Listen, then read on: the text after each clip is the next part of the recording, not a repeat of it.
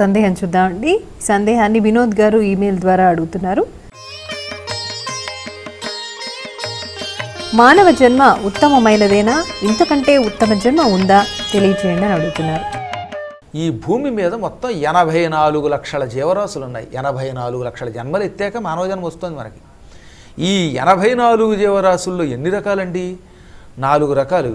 84 లక్షల జీవరాశులు 4 విభాగములుగా బ్రహ్మదేవుడు సృష్టించాడు. వీటిని ఏమంటాం?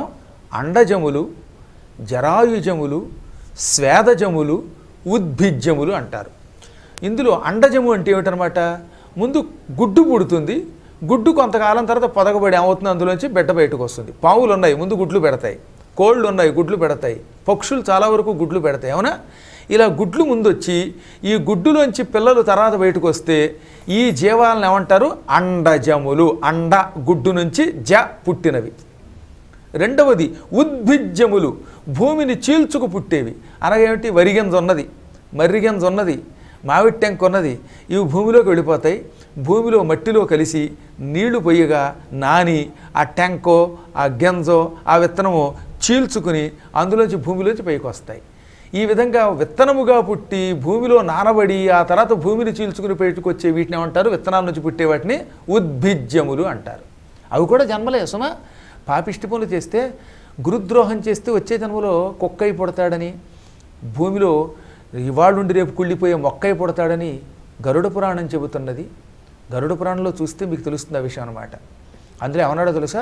గురుం హుంకృత్య తుంకృత్య ఉల్లంఘ్యాజ్ఞాం గురోరపి అరణ్యే నిర్జలే దేశే బ్రహ్మరక్షో భవిష్యతి ఏకాక్షర ప్రదాతారం యో గురున్నాభిమన్యతే సస్యయోని శతంగత్వ చండాలత్వమవాప్నుయాత్. ఈ 2 శ్లోకాలు గరుడ పురాణంలో 3వ అధ్యాయంలో ఉంటాయి.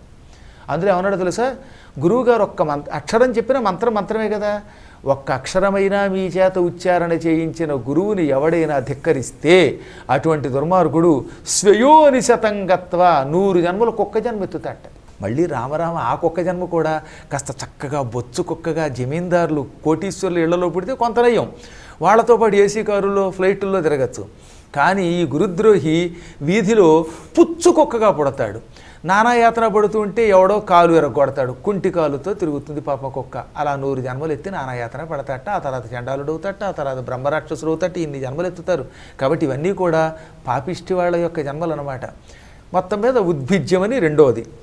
మూడవది స్వేదజం, అంటే చెమట నుంచి పుట్టినది. మన చెమట నుంచి కూడా కొన్ని పుడతాయి. మనం స్నానం చేయకుండా ఉంటే కొన్ని జీవాలను పుట్టించవచ్చు. అవేమిటి? సెగ్గెడ్డలు, కురుపులు, వాటిలోంచి పుట్టే సూక్ష్మక్రిములన్నీ స్వేదజములు. మంచం మీద ఎక్కువ చెమట పుడుతున్నప్పుడు వేసవకాలంలో పడుకోండి, అప్పుడు ఈ చెమటలోంచి పేలు, నల్లులు పుడతాయి. మంచంలో నల్లులు కేవలం మన చెమట నుంచి పుడతాయి. మనం మంచం మీద అలా పడుకుని శుభ్రం చేయకుండా ఉంటే ఏమవుతుంది? దుప్పటి ఒక్కొక్కళ్ళు ఇళ్లలో ఏడాదైనా మార్చరు పాపం. రాగానే ఉద్యోగం చేసి వచ్చి దాని మీద ఢామని పడుకుంటాడు. దాంతో ఈ చెమటంతా దానికి అంటుకుంటుంది. అప్పుడు అందులోంచి ఆ మంచంలోంచి, ఆ దుప్పట్లోంచి నల్లులు పుడతాయి. ఈ నల్లులు స్వేదజములు.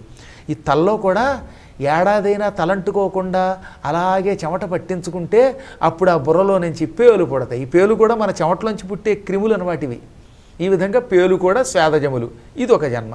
4 రకాల జీవరాశుల్లో ఒకటి ఉద్భిజ్యం, ఒకటి అండజం, ఒకటి స్వేదజం, 4వది జరాయుజం, అంటే మనలాంటి వాళ్ళం. తల్లి కడుపులో ప్రవేశించి అందులో మావిలోంచి పుట్టుకొచ్చే వాళ్ళని జరాయుజులు అంటారు. అంటే మనుషులు, తర్వాత ఈ కుక్కలు, ఆవులు, గేదెలు, ఇవన్నీ జరాయుజములు. ఈ 4 రకాల భాగములతో కూడినటువంటి జాతులు 84 లక్షల జీవరాశులు మొత్తం అన్నమాట. వీటిల్లో ఉత్తమోత్తమైన జన్మ మానవ జన్మ. అందుకే జంతువునాం నరజన్మ దుర్లభం. నాయనా, మానవ జన్మ ఈ జంతువులన్నింటిలోనూ రావడం చాలా అదృష్టం రా. నువ్వు ఎంతో పుణ్యం చేసుకుంటే ఈ జంతువులలో మానవుడివై పుట్టావు, ఈ జన్మని సార్థకం చేసుకో అని ఉపనిషత్తులు చెప్పాయి. మొత్తం వీళ్ళందరినీ జంతువులని అంటారుండయి. ఏది? పేలు, ఈ కుక్కలు, ఈ నల్లులు, ఈ మొక్కలు, మానవులు, వీళ్ళందరినీ కలిపి కామన్గా ఏమంటారు? సంస్కృతంలో జంతువు అంటారు. అందుకే ఇంగ్లీష్లో కూడా జంతువునే వాడతాం. మేనేజ్ ఏ సోషల్ యానిమల్ అంటారు చూడండి. కాబట్టి మొత్తం మన అందరం కూడా మొత్తమే జంతువులం. ఈ జంతువులలో మానవ జన్మ ఉత్కృష్టం. దీన్ని సార్థకం చేసుకోవాలంటే ఇలా పురాణాలు వినడం, ధర్మ సందేహాలు వినడం, ఇందులో చెప్పినట్టు ఆచరణ చేస్తే అప్పుడు వీడిక భూమి మీద జన్మ ఎత్తవలసిన అవసరం లేకుండా మోక్షానికైనా వెడతాడు, లేదా ఏ దేవలోకానికో వెళ్ళి చక్కగా రంభ మొదలైన అప్సరసలతో టింగురంగాన్ని నృత్యం చేస్తూ సుఖంగా ఉంటాడు, ఇంద్రుడికి అతిథి అవుతాడు. కాబట్టి మొత్తం మానవ జన్మే. భూమి మీద ఉన్నంత వరకు మానవ జన్మ వంటి శ్రేష్టమైన జన్మ మరొకటి లేదు.